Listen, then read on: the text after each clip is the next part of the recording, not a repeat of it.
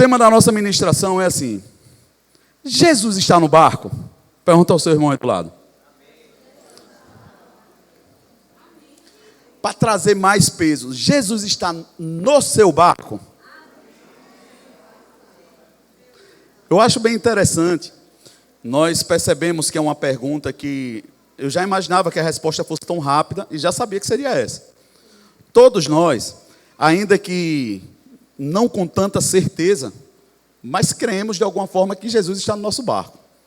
Inclusive, tem pessoas que não conhecem tão profundamente a palavra, mas quando você confronta e pergunta, a primeira coisa, quando está meio que desandando, as pessoas dizem: mas Jesus está no barco. E eu acho isso interessante. Acho interessante porque, como eu já falei, da mesma forma que nós, como igreja, nos apropriamos de direitos e valores da igreja, ou do povo escolhido de Deus, o judeu, nós falamos de coisas que para nós hoje é conhecido como igreja, mas na verdade são valores e princípios do povo judeu, que nós, em Cristo, podemos usufruir e nos apropriar. Mas o que eu acho interessante é quando nós olhamos para isso, esses direitos cristãos que requerem uma postura e um posicionamento, e às vezes a gente vê isso na boca do ímpio. E eu não sei se você já percebeu que tem pessoas que é ímpio, e quando está na dificuldade, diz: não, mas está tranquilo, Jesus está no barco. É o misericórdia, o sangue de Jesus tem poder. Então você percebe que muitas pessoas usam e falam: pastor, tem problema nisso? Eu não penso que seja ter problema. Às vezes, o que para mim eu acho que seria um pouco desconfortável é a gente achar que realmente Jesus está no barco e mesmo que ele esteja, nós não venhamos a compreender o que pode acontecer mesmo ele estando. Alguém aqui? Porque as pessoas, quando se apropriam desse direito, elas acham e estão querendo dizer que está tudo tranquilo porque Jesus está no barco. Mas elas estão falando isso exatamente em um momento que não está tranquilo, em um momento de adversidade. E eu queria que você abrisse comigo em Lucas, no capítulo 8. Irmã Isabel, Debinha, minha abelhinha, estão aqui. Que bom ver vocês. Lucas, capítulo 8, nós vamos ler a partir do verso 22.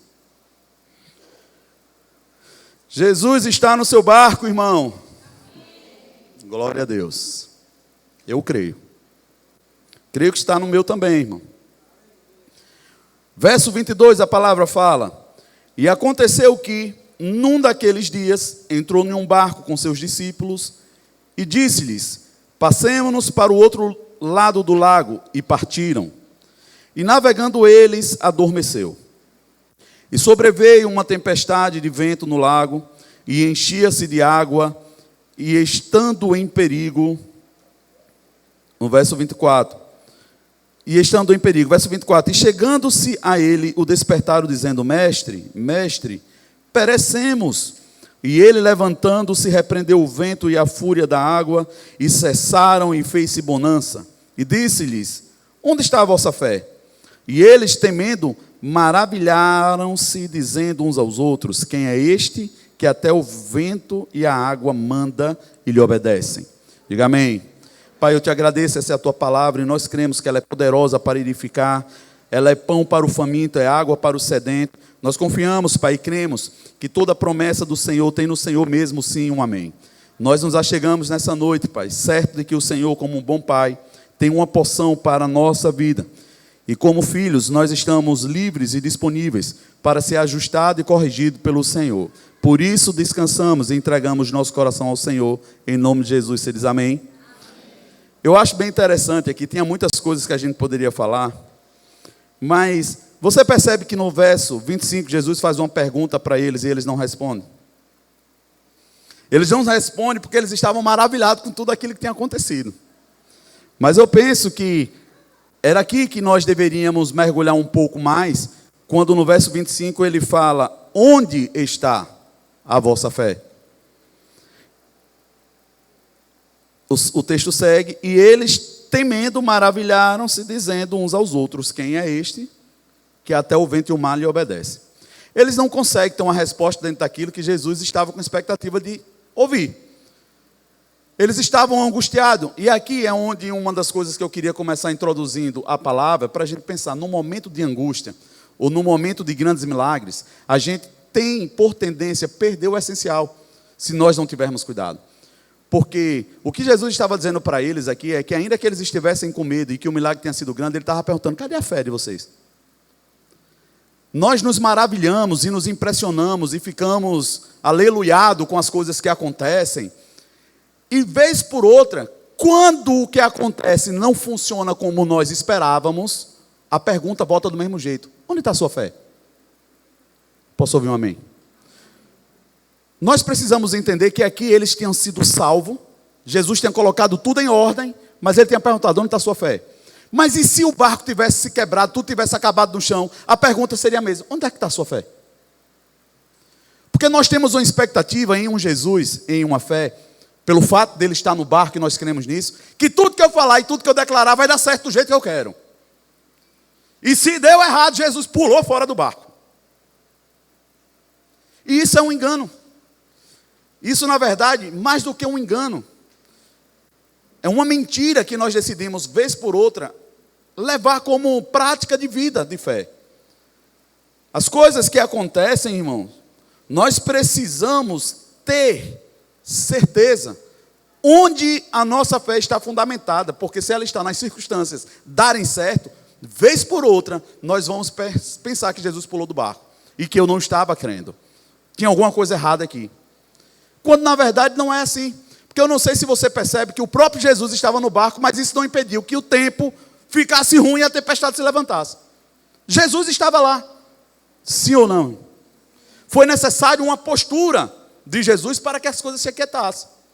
E por isso que ele estava falando.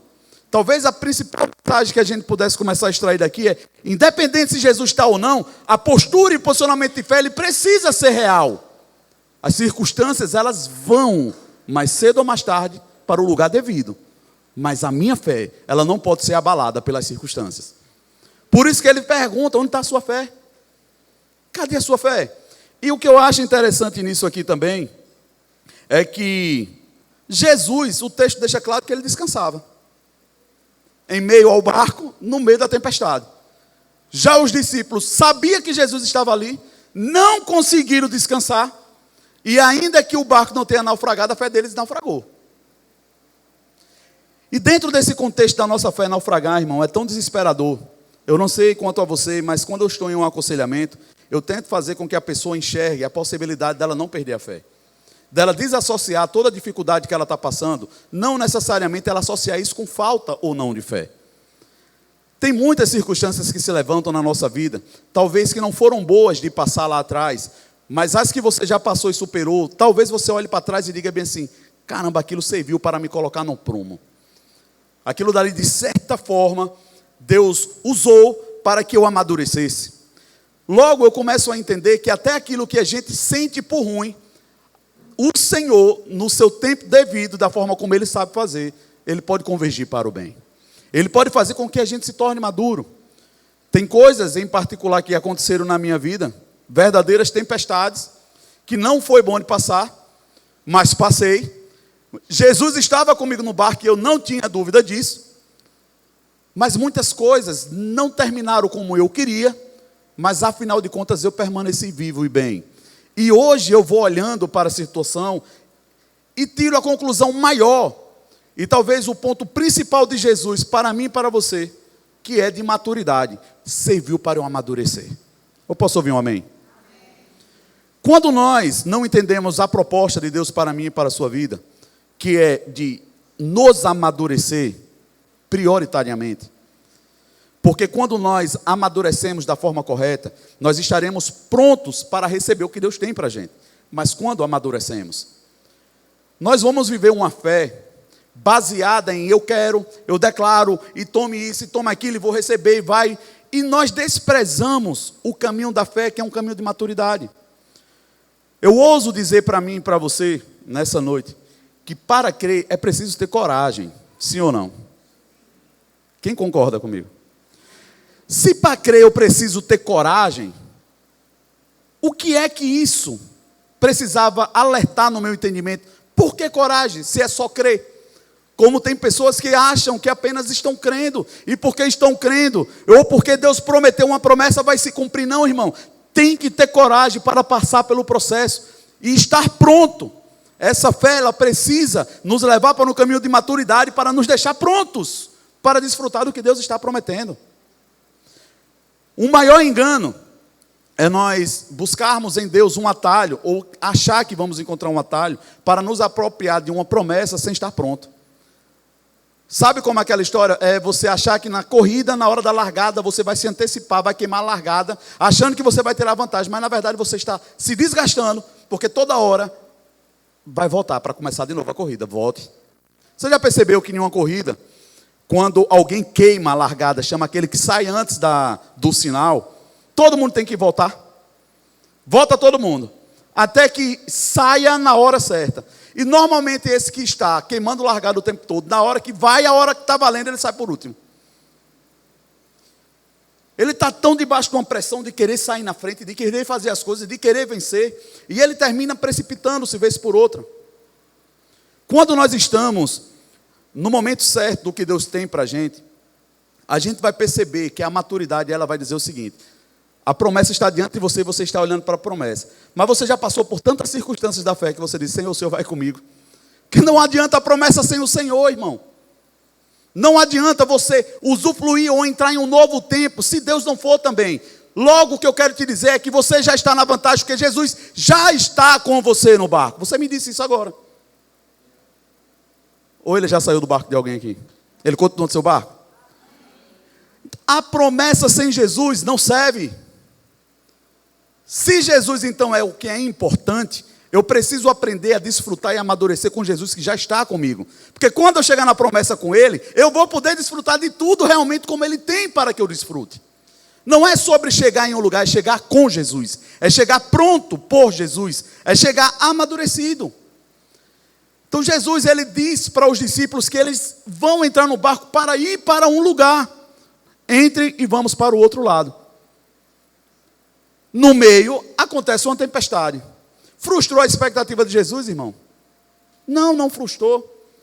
Mas os discípulos, eles, algumas versões falam, não se importa que nós vamos perecendo. Nessa versão NVI diz assim, estamos perecendo. Ou seja, era algo que estava acontecendo real, que eles já estavam vendo que não tinha saída. E Jesus apenas abre os olhos do seu descanso e diz: aquieta. Algo tão simples. Mas parece que nós não conseguimos sair desse sono que nos impede de entender que o Jesus que está comigo, Ele espera que eu tome uma decisão que Ele já me ensinou. Se Jesus está dizendo bem assim, cadê a fé de vocês? É porque Jesus já sabia que eles tinham. Posso ouvir um amém? Jesus, Ele não vai cobrar de mim e de você algo que Ele já saiba ou não saiba que nós não temos. Então Ele pergunta, cadê a fé de vocês? E o interessante é que o texto deixa claro que eles tinham, porque disse bem assim, por que vocês têm pouca fé? Ele não disse que eles não tinham nenhuma. Tinha pouca. E às vezes nós queremos nos apropriar da parte negativa dessa questão. Ah, pastor, eu não consigo porque na verdade eu tenho pouca fé. Eu preciso que Deus aumente a minha fé. Irmão, não é esse o objetivo do texto. O objetivo do texto é que Jesus está despertando para ele. Onde está a sua fé? Não é se tem muito ou é pouco. Ele está dizendo que tem uma fé que existe, é real, mas está inoperante. Ele está dizendo, vocês não vão colocar em operação o que vocês sabem que tem. Eu posso ouvir um amém, irmão? E nós queremos militar no tenho fé ou não tenho fé. A questão não é se tem ou não tem, é estar operando a fé que está na sua vida. Na hora da circunstância, irmão, e eu não estou te falando de uma fé louca ou sem juízo, aleluiada, de que você tem que falar e as coisas resolverem. Eu estou falando, inclusive, de uma fé que você tem a imaturidade de saber que naquele processo, ainda que a circunstância não mude, eu tenho fé suficiente que Jesus vai atravessar comigo. Quem conhece o Salmo 23? Quem conhece? Irmão, é interessante o Salmo 23. Tem outros também que nós poderíamos falar. Mas tem algo, eu vou abrir aqui com vocês. Coloca o Salmo 23 aí, por favor, filho. Estava no contexto de ler não, mas vamos ver aqui. Salmos 23. Vocês estão comigo? Fica comigo. Salmo 23. O Senhor é o meu pastor, de nada terei falta. Em verdes pastagens me faz repousar e me conduz a águas tranquilas. Restaura o meu vigor, guia-me nas veredas da justiça por amor do seu nome. Mesmo quando eu andar por um vale de trevas e morte. Mesmo quando. Irmão, você vai andar ou não vai? Vai mesmo. A gente vai passar por alguns momentos como esse. Mas mesmo quando eu passar, não temerei perigo algum. Pois tu estás comigo, a tua vara e o teu cajado me protegem. Preparas um banquete para mim à vista dos meus inimigos. Tem inimigos? Sim ou não, irmão? Ele está preocupado com o inimigo ou te alimentar? Eu vou parar por aqui. Mas nós pensamos na fé, nesse entendimento que Deus tem que derrotar os inimigos, tem que tirar isso da minha frente, tem que acabar com aquilo. Não, irmão, independente disso, a nossa fé precisa funcionar, a ponto de entender que se a circunstância não muda, quem muda sou eu. Deus está me amadurecendo. Quando a nossa fé ela não começa a mudar fora, pode ter certeza que ela vai começar a mudar dentro. Ela começa a te fazer enlarguecer, você começa a amadurecer, você começa a ficar mais concentrado naquilo até que você fala, inclusive naquilo que você pede em oração. Eu ouso dizer que depois que a nossa fé vai amadurecendo um pouco mais, até algumas orações a gente pode, chega diante de Deus, não tem como desfazer, ou desdizer aquilo que eu disse antes. Que a gente começa a perceber que na nossa imaturidade, nós pedimos ou falamos em nome da fé coisas que não vão funcionar, irmão. Ainda que nós trememos, suamos e gritamos e falamos, mas foi em fé. Irmão, não vai funcionar. Se for o caminho que Deus tem para mim, para você passar para amadurecer, Ele não vai sair da nossa frente. Eu posso ouvir um amém, irmão? Nós vamos ver na própria passagem de Jesus, quando Ele está no Getsemane, preparado para ir para a Via Cruz, ser crucificado. A Bíblia fala que Ele soa sangue. Mas por que alguém que tinha vindo enviado de Deus, sabendo da proposta que tinha, ele está passando por aquilo dali? Por quê, irmão? Faltou fé em Jesus? Não. Ele sabia que aquele era o caminho que ele tinha que passar. O que está em jogo aqui é as emoções dele, irmão, por aquilo que ele sabia que ele estava em direção, gritaram alto. E tem hora que grita mesmo. Grita a ponto de que se a gente der mais ouvido, a gente nega Jesus, irmão. As emoções, elas vieram com tanta força que Jesus começa a suar sangue. Se Pai, se possível for, passa de mim esse cálice. Deus responde a ele? Sim ou não? Não, irmão. Mas por que então Jesus não estava crendo? Me ajuda a pregar. Não, irmão. Não. O que ele está aqui é em uma declaração de um grito, de uma emoção deslacerada do que estava para vir. Ele está dizendo, Pai, não tem mesmo como não. O silêncio de Deus bastou para ele dizer, amém, levanta e vamos embora. Sabe por quê? Porque fé é para quem tem coragem também, para suportar as dificuldades. Ela não vai roubar de mim, de você, o medo. Mas nós, na autoridade, pela fé e pela coragem, nós vamos botar o medo para correr. Dizer, pode retirar, eu consegui. Eu posso ouvir um amém? E isso é necessário a gente entender que não só Jesus estando no barco vai acontecer. Eu estou falando de uma passagem que Jesus passou por isso. É Jesus passando por um momento que ele vai falar com o Pai e não tem a resposta que ele queria. E talvez a gente está nessa, pedindo a Deus, Senhor, você não vai me responder sobre isso? E o silêncio está lá. Mas normalmente, Deus como um bom Pai, Ele não nos deixa sem resposta. Se o silêncio está presente nessa pergunta que você está fazendo, é porque Ele já te deu a resposta antes, mas você não está querendo ouvi-la. Eu vou dizer de novo. Às vezes o caminho da fé vai exigir coragem para que nós atravessemos alguns momentos.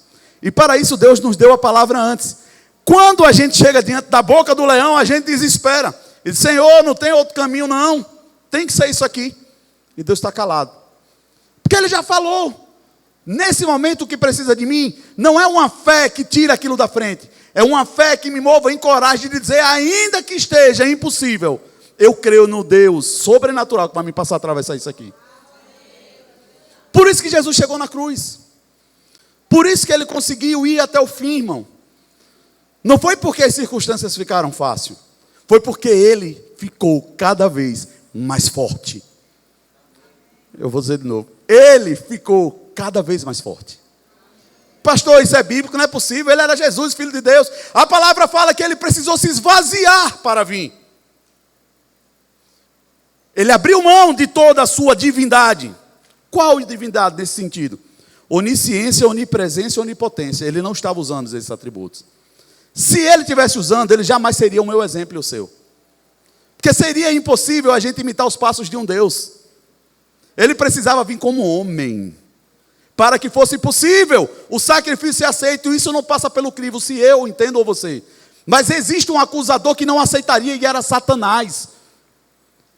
Ele precisava vir em uma forma que o sacrifício fosse aceito. E para isso ele tinha que vir como homem, porque um homem pecou. Foi Adão. Por isso que a Bíblia fala que o segundo Adão, Jesus é comparado como o segundo Adão. Ele veio para resolver como homem. Como homem, ele está mostrando para mim e para você que mesmo tendo conhecimento, mesmo tendo fé, tem momentos que nós vamos passar que são difíceis. E não só isso. A palavra do Senhor fala que Jesus aprendeu pelo que padeceu. Eu vou dizer de novo.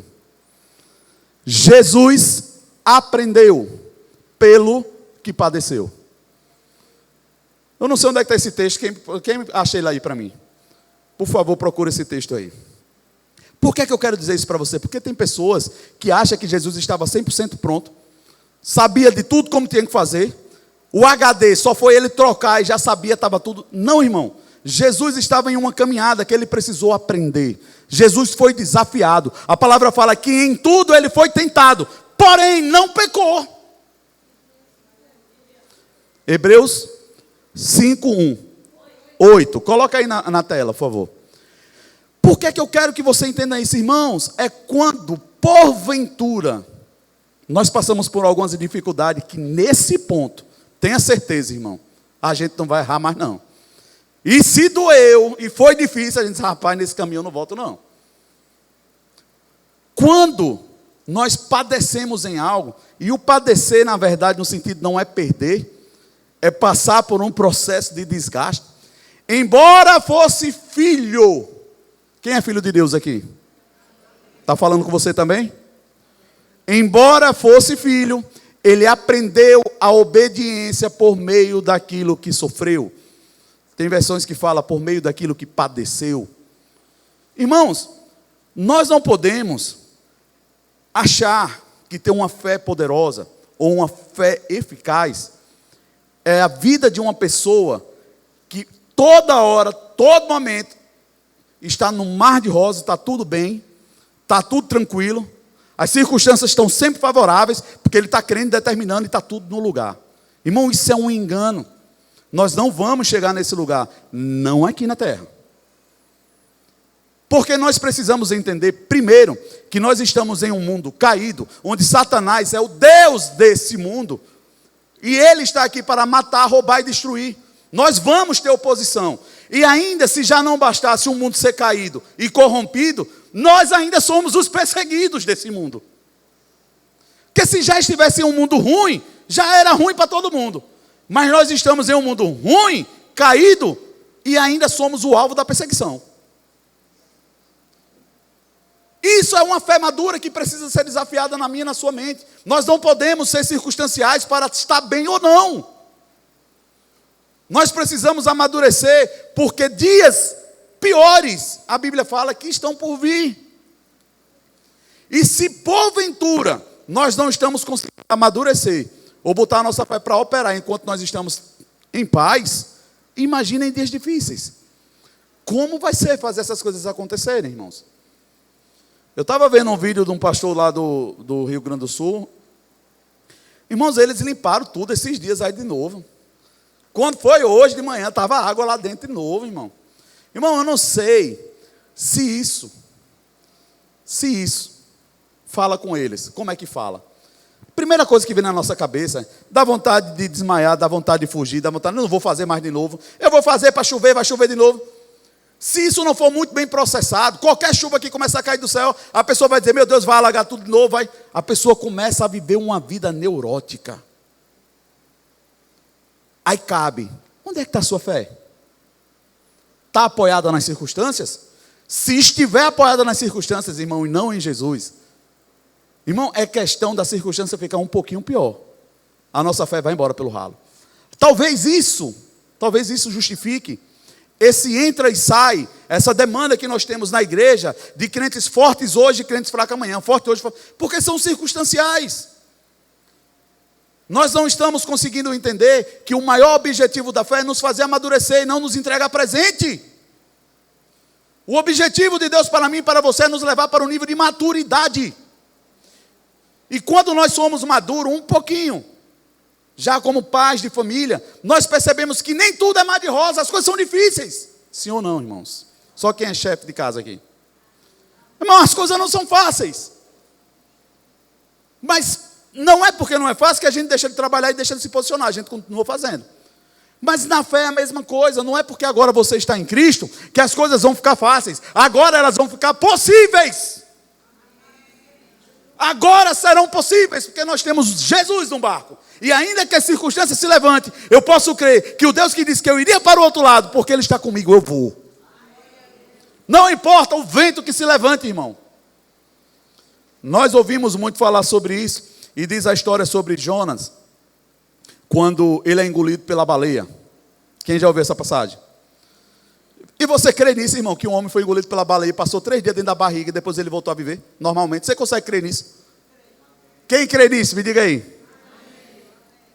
Irmão, se você consegue crer que um homem consegue ficar 3 dias dentro da barriga de um peixe, eita glória a Deus. Nós não conseguimos crer que Jesus está no barco a ponto de, se a circunstância se levantar, Ele não vai livrar. Como pode? Essa nossa fé, ela não pode estar longe, ela tem que estar perto. Ela tem que estar real em mim. Ah, eu creio que Jonas foi engolido pela baleia, depois no 3º dia foi jogado na praia. Irmão, eu digo para você, isso precisa crer. Tem que crer. Realmente a gente precisa crer. Mas a gente fica com a gripe, ai meu Deus, eu vou morrer, está faltando ar. Chega Jesus, chega. Irmão, não desmerecendo nada. Mas parece que quando está longe a gente crê, quando vem perto, quando o vento se levanta na nossa porta, a gente diz, cadê Jesus? Aí parece que a gente escuta dele, cadê a sua fé? Cadê a sua fé? As circunstâncias, irmãos, desse mundo são reais. Reino espiritual é real. Você já descobriu que ele é real? A palavra do Senhor fala que Ele não nos deu um espírito de medo. Por quê? Ele não só não nos deu um espírito de medo, Ele nos deu um espírito. Mas Ele está dizendo, não é de medo. É de ousadia. Por que você precisaria ter ousadia? Para que Jesus estaria nos dando um espírito de ousadia? Primeiro, irmão, primeiro ponto que eu queria te desafiar a pensar. Nós somos um povo enxertado na promessa de Deus. Nós fomos inseridos nesse contexto. Eu penso que para mim, que estava às margens, no lodo, a primeira ousadia que eu tenho que ter é dizer assim, Senhor, eu vou entrar na tua presença, senão vou ser fulminado, porque o Senhor me fez filho. Você consegue entender que para isso é preciso ousadia? A própria palavra fala, entrando com ousadia ou intrepidez na presença do seu Deus Todo-Poderoso. Para entrar na presença de Deus, sabendo que é Deus, você tem que ter ousadia, irmão. Intrépido, sabendo porque você está entrando. Sabendo primeiro na presença de quem você está chegando. Mas nós queremos colocar Deus de qualquer jeito, de qualquer forma, uma fé que tudo funciona, mas na verdade nós não conseguimos extrair frutos verdadeiros dessas fé. É que nem diz a história, é uma fé que fede mais, fede tanto, irmão, que termina gerando um mau cheiro. A fé não é se é muito ou se é pouco, é se ela é operante. E a palavra fala que a fé para operar, ela só opera pelo amor. Aí as pessoas dizem, eu estou crendo. Aí você olha para a vida da pessoa, procura o amor de lupa. E você não acha. Mas estou crendo. Crendo em quê, irmão? Em nome de Jesus.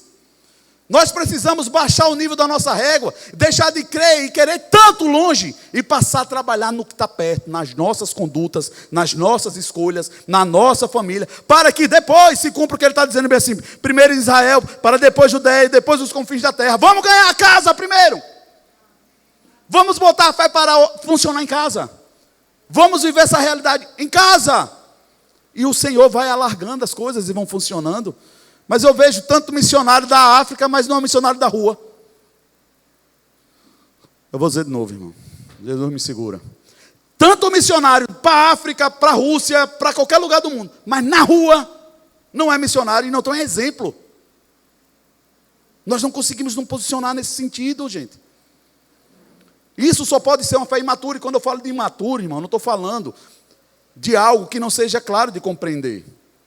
É a mesma coisa da palavra medíocre, quando nós ouvimos. Parece que é um xingamento, quando diz, rapaz, você é medíocre. Na verdade, está falando que você é mediano. Você está dentro da média. A expectativa do Senhor é que seja elevado. Mas quando nós somos medíocres, nós somos medianos. Sim ou não? Estou falando alguma coisa errada? Da mesma forma, a pessoa imaturo. Imaturo está dizendo, está verde. O fruto ainda está verde. Não é que não tem fruto, é que o fruto está verde. Não amadureceu ainda. Então o convite não é para que nós venhamos a nos tornar filhos de Deus. É que nos tornemos filhos de Deus maduros.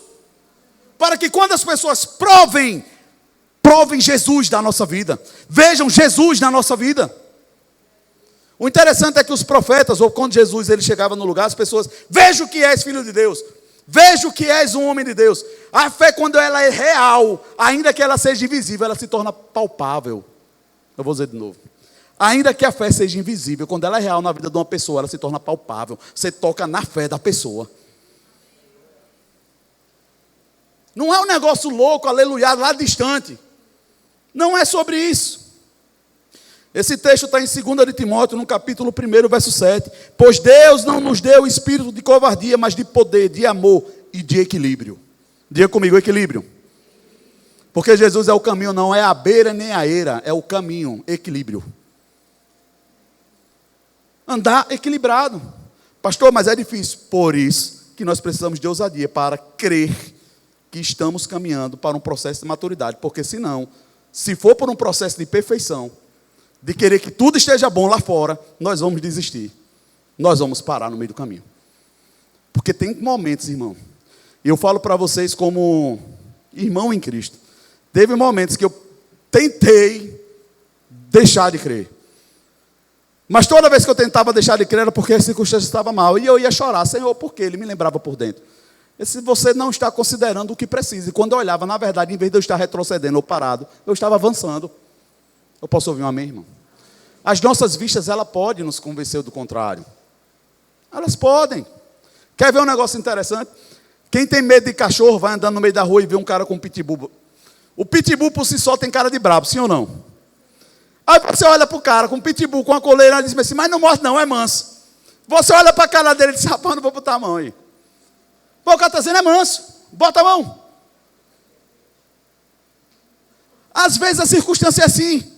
Você está olhando para ela, ela está com a cara feia para você, dizendo, você não vai passar, mas Jesus disse, vai, eu estou com você. Quem é que está ministrando? Qual é a palavra que determina na nossa vida? As nossas escolhas. E uma fé que precisa de coragem é para essa hora. É de Jesus chegar para você e dizer assim, olha, aqui tem um paradoxo bem interessante. Jesus fala, das suas emoções, da sua carne, você foge. Mas a gente quer dominar a si mesmo e acha que domina. Mas Jesus está dizendo, olha, das tentações da sua carne você foge. Mas do diabo, que todo mundo tem medo, pode resistir, porque ele vai fugir de você. Olha que negócio louco. Eu posso ouvir um amém, irmão? Aí a gente está com medo do diabo, dizendo que comanda a nossa carne. Fazendo o contrário. O versículo é, resistir, pois, ao diabo, e ele fugirá de vós. Parece que as pessoas estão fazendo o contrário. Resistir, pois, a Deus e se abraça com o diabo. Irmão, o diabo é para resistir, mas a sua carne, a sua área de fraqueza, meu irmão, saia desse lugar. Não adianta, não vai ter fé que funcione nesse meio, irmão. Em nome da fé, muitos saíram dizendo que ia converter a irmã para trazer para a igreja. Ficou lá no mundo. Mas a fé era gritante sobre isso. Não, porque eu tenho fé suficiente. Irmão, tenha cuidado com essa fé. Uma fé que não é respaldada no que Deus garante, está por sua conta e risco. Ou seja, ao acaso, pode dar sorte de dar certo. Se der sorte, a pessoa diz, glória a Deus, foi Deus que me deu. E nem foi. Às vezes não foi. Porque, irmão, as coisas acontecem naturalmente também. Deus determinou que fosse assim. As coisas acontecem. Ou você percebeu que a gente vai ter que orar para dizer, Senhor, amanhã faça um sol aparecer. Não, independente se eu creio ou não, vai acontecer. Eu posso ouvir um amém, irmão? As coisas estão acontecendo. Aí, vez por outra, em meio a o nosso desejo de que as coisas aconteçam, fora do que Deus está estabelecendo ou querendo, aí dá certo. Aí a gente bota que foi Deus. Aí deu errado, aí a gente diz que foi o diabo. Se der bom, foi Deus. Se der ruim, foi o diabo. Irmãos, onde está o nível de crescimento que nós precisamos ter de fé?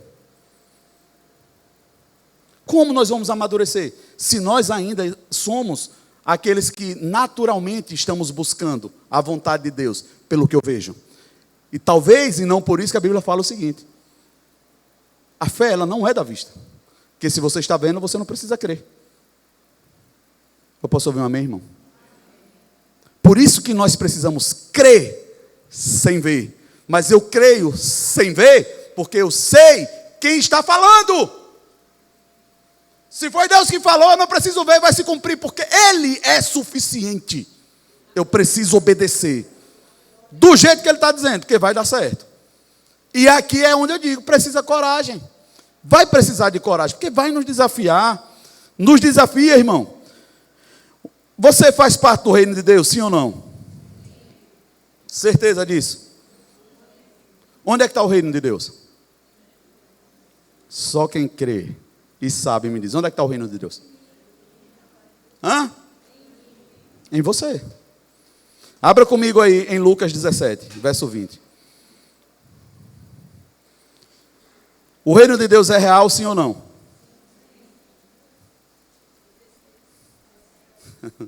É uma pergunta que seria uma casquinha de banana, mas você vê que todo mundo diz é real. É real porque existe. Mas ele não é real a ponto de você ver. Ainda não. Um dia será. Um dia será visto e tocado. Lucas 17, 20. A palavra do Senhor fala: e interrogado pelos fariseus sobre quando havia de vir o reino de Deus, respondeu-lhes e disse: o reino de Deus não vem com aparência exterior. Diga, não vem com aparência exterior. Nem dirão, ei-lo aqui ou ei-lo ali, porque eis que o reino de Deus está entre vós ou em vós. Eu poderia me aprofundar um pouco mais e perguntar, o que é que a Bíblia fala que é o reino de Deus? O reino de Deus é justiça, paz e alegria no Espírito Santo de Deus. Vou dizer de novo. O reino de Deus é justiça, paz e alegria no Espírito Santo. Você está vendo esse reino? É possível ver? Sim, irmãos, se a palavra fala que nós fomos transportados do império das trevas para o reino do Filho do seu amor. Vou dizer de novo, a palavra fala que nós fomos transportados, quando aceitamos a Jesus, do império das trevas para o reino do Filho do seu amor. O reino, nós acabamos de ouvir, ele é justiça, paz e alegria no Espírito Santo. Irmão, ainda que você não esteja vendo, é possível você estar vivendo. Porque se você foi transportado, você está no reino. É possível em meio ao caos, você ter alegria. É possível em meio ao caos, quando você está se sentindo injustiçado, você saber que ninguém poderia fazer isso. Porque Deus é justo. Não é questão de injustiça. É o acaso. São os problemas. É qualquer coisa, mas não injustiça, porque Deus é justo, e Ele é o meu Deus, e Ele vai julgar a minha causa. Eu não preciso esperar que essas coisas aconteçam fora, ela está acontecendo dentro de mim, é real. Mas vai chegar um momento que esse reino vai se estabelecer por 1000 anos, Jesus vai descer com a nova cidade. Puf. Aí nós veremos Ele. Mas no momento nós cremos que estamos com Ele. E isso, nesse texto, dá para a gente perceber o que aconteceu, porque fala, você foi transportado. Quem crê nisso? Está escrito também, que nem você crê na baleia. O texto fala que quando você aceita Jesus, você foi transportado do império das trevas para o reino do Filho do seu amor. Se você foi transportado, você está ou não? Sim ou não, irmão? Então o reino está em você. Independente das circunstâncias. Ele não vem de aparência perceptiva, natural. Mas eu creio. Por quê? Porque eu sei que Ele é justo. Eu tenho uma alegria no Espírito. Ou seja, é possível mesmo no meio da dor, você não ser roubado da sua alegria, irmão. E isso não tem nada a ver com estar rindo dando cambalhota, não é isso. Tem a ver com o momento que Jesus estava ali, sendo esmagado pelos seus pensamentos, olhando para aquela cruz, sangrando. E Deus não fala. Mas a Bíblia fala que Deus não fala, mas um anjo veio consolar. Porque no reino, mesmo que a circunstância fique difícil, continua tendo consolo. Às vezes o que nós mais vamos precisar não é que mude, é de consolo. Senhor, tá bom, eu entendi, mas me consola para suportar esse negócio aqui. Sim ou não? Sim, irmão. Porque senão nós vamos entrar em um caminho perigoso de achar que somos melhores do que Deus e dizer, Senhor, como é que o Senhor permitiu que isso acontecesse? Que muitos estão indo por esse caminho. Porque acham que o que aconteceu foi injusto. E cadê o Deus de justiça? Alô? Vocês estão me ouvindo?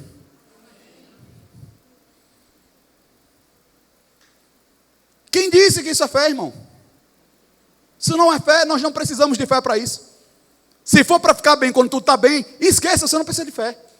Agora, tenho certeza que se você tiver fé e coragem, mesmo que tudo fique ruim, tudo que fique difícil, você não vai ser roubado da sua paz, nem da sua alegria. Porque você sabe que Deus, você sabe que Deus está com você no barco. E considera a possibilidade de você ter pouca fé e não saber usá-la ainda. Mas ele sempre vai te perguntar, cadê a sua fé? Você não vai usar não, é? Posso ouvir um amém, irmão? É muito fácil, irmão, crer quando tudo está bom. Eu costumo dizer que como pastor, vou dizer para vocês aqui, nós vivemos um ano de Manancial, fizemos 7 anos agora, pela misericórdia do Senhor, e com M maiúsculo, misericórdia com M maiúsculo. Nós passamos por muitas dificuldades, mas dentro do primeiro ano de Manancial, ainda que muitas dificuldades estivessem lá, era fácil. A dificuldade era maior para mim, que eu olhava, cadê o povo? Senhor, é para continuar esse negócio, Senhor, tem misericórdia. Mas as contas estavam sendo pagas. As contas estavam sendo pagas. Mas quando nós fomos emancipados com o ano que a Manancial nos emancipou, a Manancial do Rio, e agora, era a nossa fé, não só para dar aleluia e glória a Deus, era a nossa fé para dizer, Senhor, nós cremos que o Senhor sustenta a obra. Posso ouvir um amém, irmão? Irmão, se você só está crendo porque o seu emprego está dando dinheiro suficiente para pagar, é fácil. É fácil.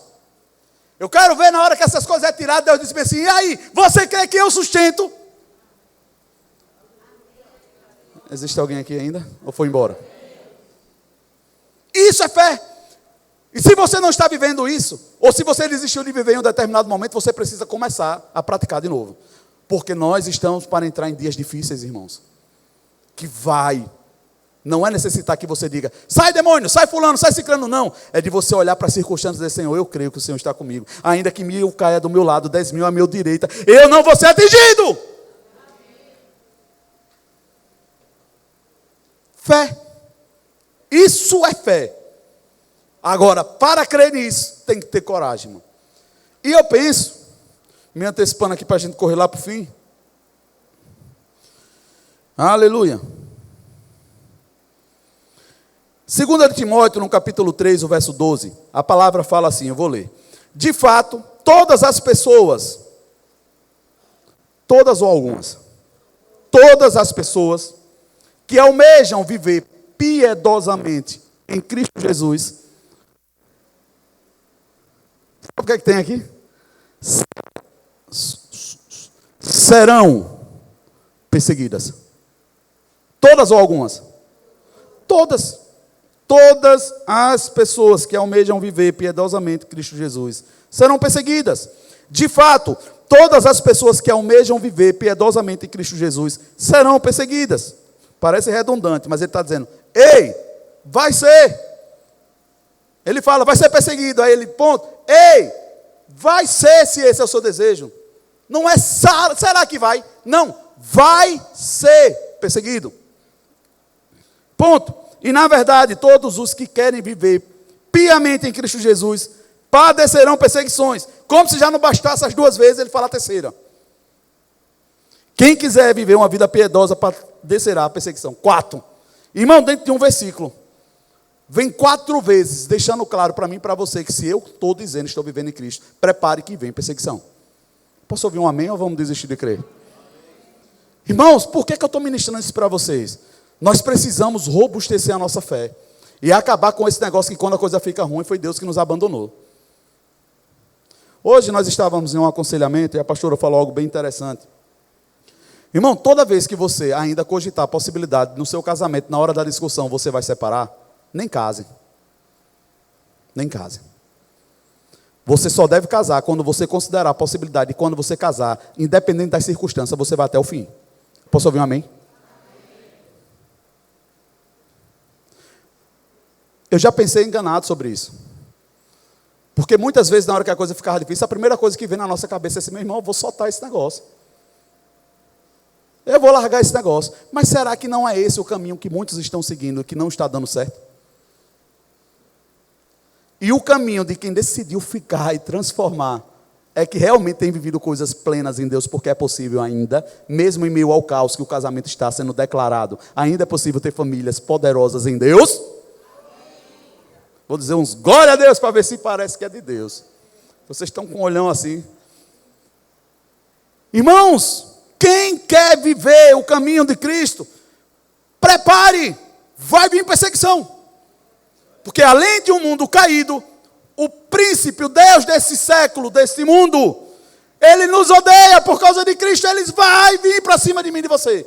Mas a Bíblia fala que sobre esse que quer vir sobre mim para você, resista. Porque quem vai ter que fugir é ele, fique firme. Posso ouvir um amém, irmão? Então o problema é a perseguição ou a certeza de que Deus está comigo? Aleluia. A maturidade precisa nos levar a um ponto de que não importa as circunstâncias, eu sei quem está comigo. E que quem vai fugir agora é você. Satagoste. E mandar ele embora. Mas parece que é fácil a gente usar o poder da fé quando a gente vê alguém demoniando e sai.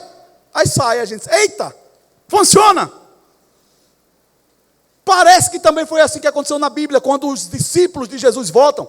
Todo mundo feliz e dizendo: Senhor, em teu nome os demônios se sujeitam quando nós damos uma ordem. Nós dizemos ao demônio: sai, e ele sai. A Jesus, não é esse o motivo da alegria.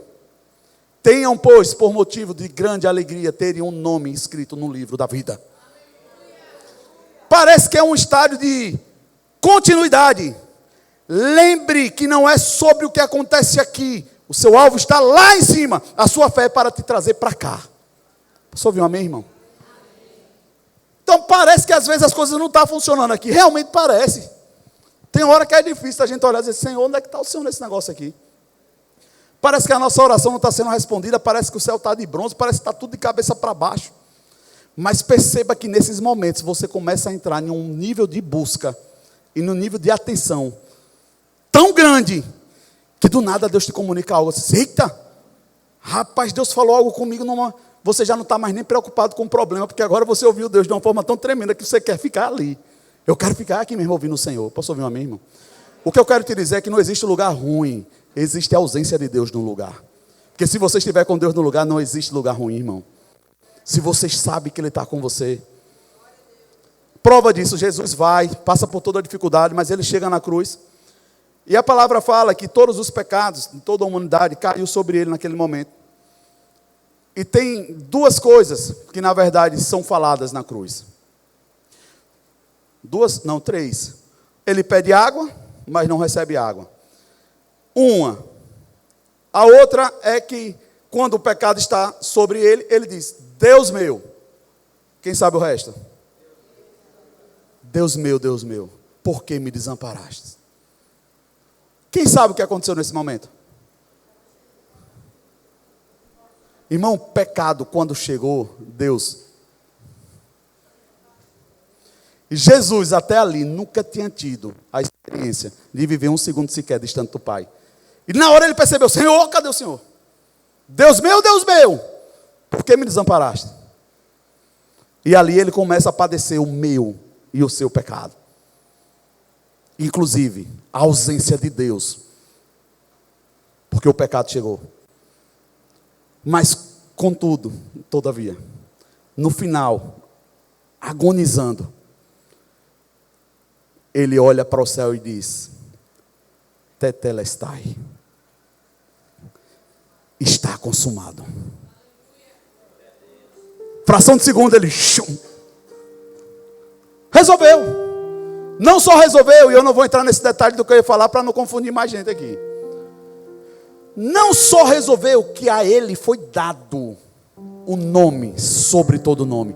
Irmão, não importa necessariamente que ele ficou, ele sabia onde ele ia chegar.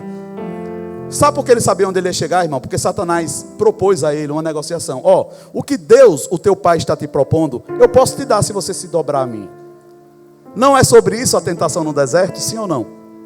Sim. Sobre poder, sobre autoridade e sobre riqueza.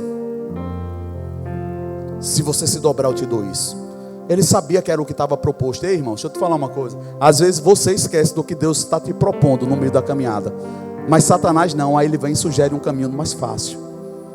Ei, eu vou te dar isso que Deus te falou, mas o caminho que ele está querendo é difícil para você. Deixa eu te dar vamos por aqui. E as pessoas, porque associam o bom com Deus e o mal com Satanás, aí disse: não, se esse lugar que me desafiava não pode ser de Deus, ou de Deus é esse que é mais fácil. E segue a sugestão de Satanás. Porque o que Satanás estava propondo para ele, e poderia ter dado poder, riqueza, poderia, mas ele não poderia ter dado o nome que está sobre todo nome. Esse só Deus poderia dar. Porque esse nome que está sobre todo nome, inclusive, estaria sobre Satanás e sobre todo o inferno. Mas Satanás poderia ter dado a ele, porque a ele foi dado. Ele tem autoridade, poder e riqueza para dar, para quem se dobrar para ele. Tem. Mas penso eu que em Isaías, no capítulo 1, verso 19, a palavra fala que se você quiser e ouvir, e esse quiser e ouvir é ouvir ao Senhor e obedecer, você comerá o melhor dessa terra. Deus está dizendo: eu também tenho o melhor, mas você precisa querer. Logo parece que quando eu sigo o caminho de Satanás, eu não estou querendo. É aquela sugestãozinha fácil: se bora, pula para dentro, aí vai. Aí depois a gente bota a mão na cabeça e diz: meu Deus, o que foi que eu fiz? Porque nós não temos coragem de entender que é preciso fé para amadurecer e ter coragem de buscar a promessa que Deus tem para mim e para você. Posicionamento. E eu finalizo dentro do livro que eu mais gosto, quem sabe? Josué capítulo 1. Mais uma vez, por 3 vezes repetida, vai acontecer no verso 6, no verso 7 e no verso 18 de Josué 1. Uma palavra que eu acho interessante demais. Toda vez que eu leio isso, eu digo: Senhor, é meio estranho essas coisas. Por quê? Vou abrir aqui também. Josué 1.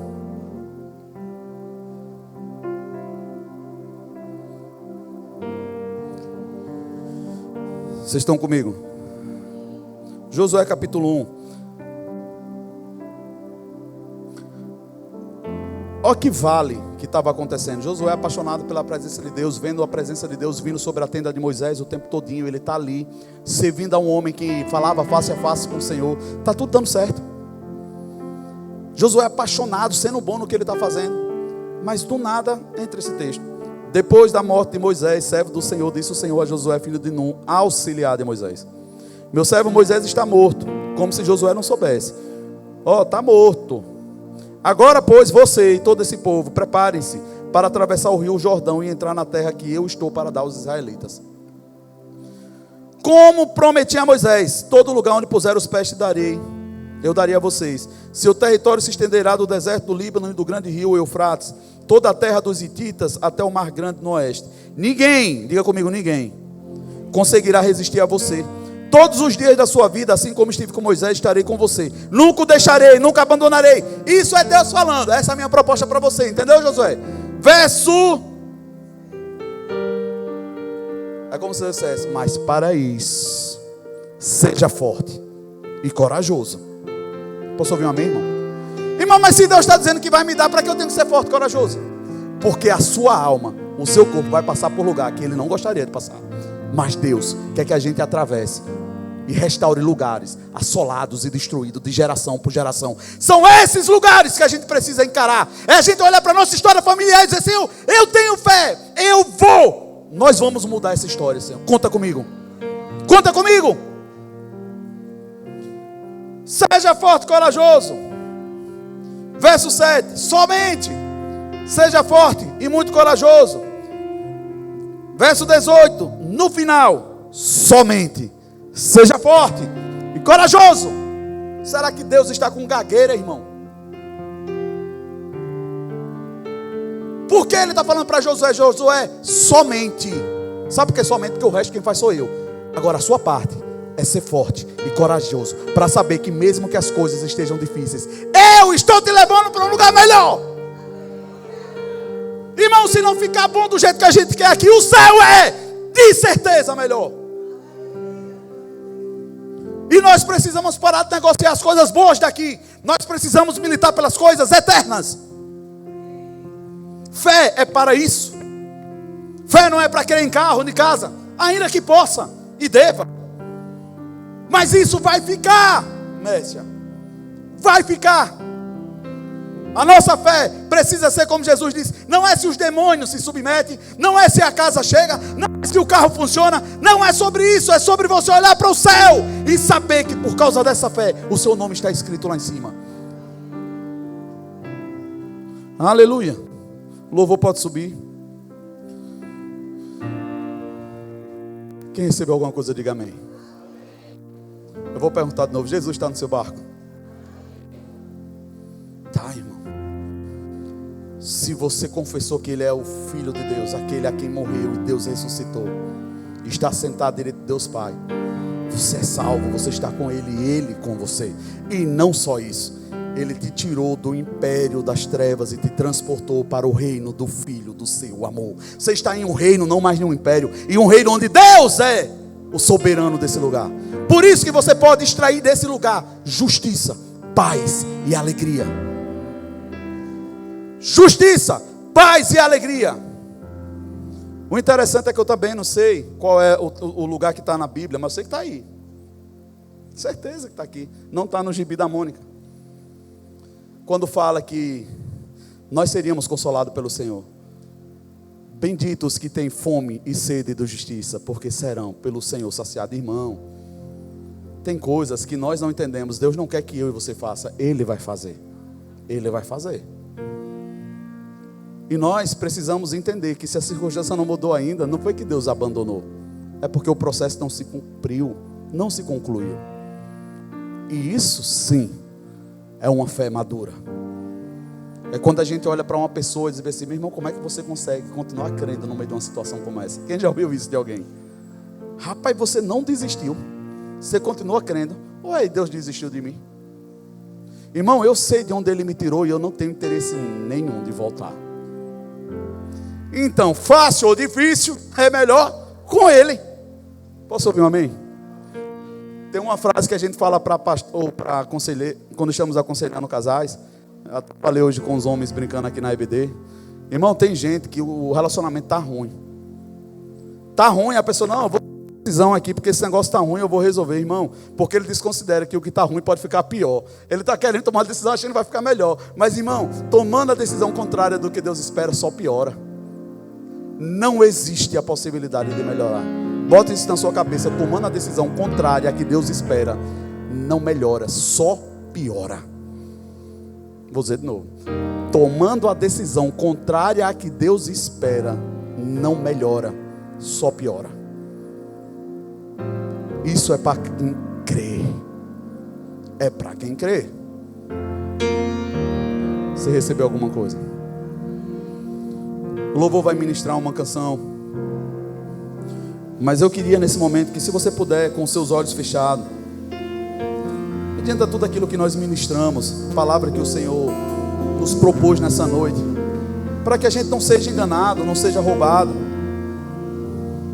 Em 1 Tessalonicenses, capítulo 4, eu voltei a estudar um pouco esse assunto. Tem um determinado momento que Paulo chega para o povo de Tessalônica e diz assim: gente, acaba com isso, vocês não foram ensinados. Eu ensinei a vocês e já mandei cartas para vocês, dizendo como é que vai ser os dias da tribulação. Porque o povo estava vendo uma perseguição ferrenha que Tessalônica estava passando, e eles estavam passando por pressão. Aí uns entre eles começaram a dizer: só pode ser a tribulação, aquela que Paulo falou. Aí Paulo vem dizendo assim: não é isso. Isso que está acontecendo são as perseguições que é inerente para aqueles que querem viver a vida de Cristo. Vai vir perseguição, porque aí ele vai ensinar como é que vai ser a tribulação. E às vezes a gente está vendo e ouvindo muitos dizendo: tudo que está acontecendo, pastor, é o princípio das dores, é o fim que está acontecendo. Irmão, não é esse o termômetro e a ótica que você tem que ter. Não dá para pregar sobre isso agora. Mas o que você precisa, e será suficiente para esse momento, é ter certeza que você está pronto para, se Ele te chamar agora, você ir. E para isso você tem que estar em fé. Não é se acaba amanhã o mundo ou se acaba hoje. É se eu estou firme com o Senhor. Se Ele chamar, eu vou com Ele. Posso ouvir um amém, irmão? Não é para saber quando é o dia, é para no dia eu estar pronto e preparado.